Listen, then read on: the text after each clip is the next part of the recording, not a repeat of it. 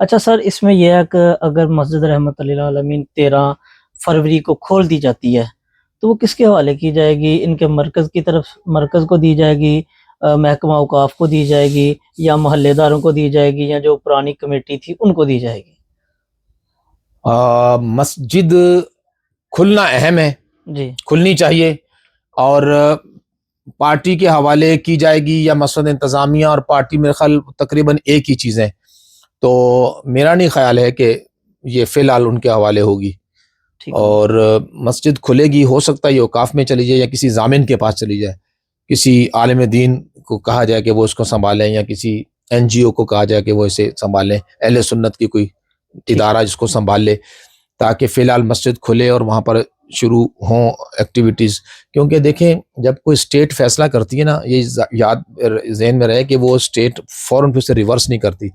اور یہ فیصلہ جب اعلیٰ ترین سطح پر ہوتا ہے، یا دوسرے لفظ میں سمجھے کہ اسٹیبلشمنٹ کی سطح پر ہوتا ہے، تو اس کو ریورس کر ہونے میں وقت لگتا ہے،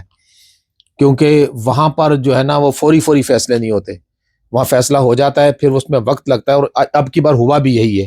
کہ جو اتنا وقت لگایا، عمومی طور پر لوگوں کا خیال یہ تھا کہ یار پہلی دفعہ تو نہیں ہوا،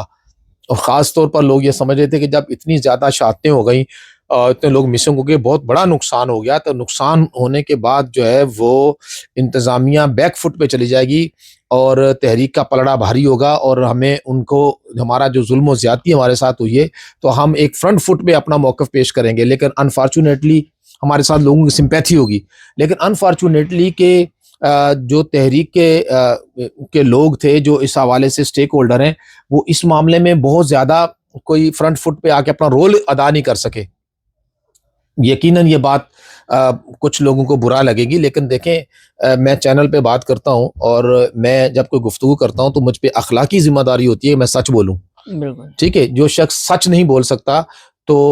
وہ تو پھر مطلب اللہ رسول کا بھی مجرم ہے، لوگوں کا بھی مجرم ہے، میری آڈینس بھی سچ سننا چاہتی ہے، میرے لوگ جو ہیں وہ بھی چاہتے ہیں کہ وہ سچ میں کہوں، وہ سچ بیان کروں، جو سچ ہے میں چاہتا بھی ہوں کہ سچ سننے والے ہی مجھے سنیں، جو سچ کو پسند کرتے ہیں، جو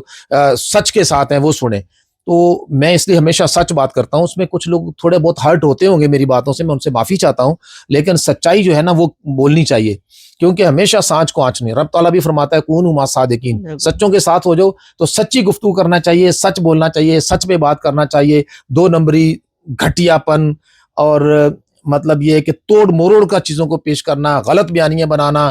غلط قسم کے نیریشن کریٹ کرنا، غلط نیریٹو کریٹ کرنا، لوگوں کو دھوکہ دینا، فریب دینا، میں بالکل اس کے حق میں نہیں ہوں۔ وہ کیا خواہ وہ کلمہ پڑھ کر کیا جائے، وہ کوئی دینی جماعت کرے، دیندار شخص کرے، وہ داڑھی والا کرے یا بغیر داڑھی والا کرے، میں بالکل اس کے حق میں نہیں ہوں۔ میں یہ سمجھتا ہوں کہ سچی بات کی جانی چاہیے، سچ بیان ہونا چاہیے، اور سچ پر چلنا چاہیے، اسی میں آپ کی دنیا میں بھی بھلائی اور آخرت میں بھی بھلائی ہے۔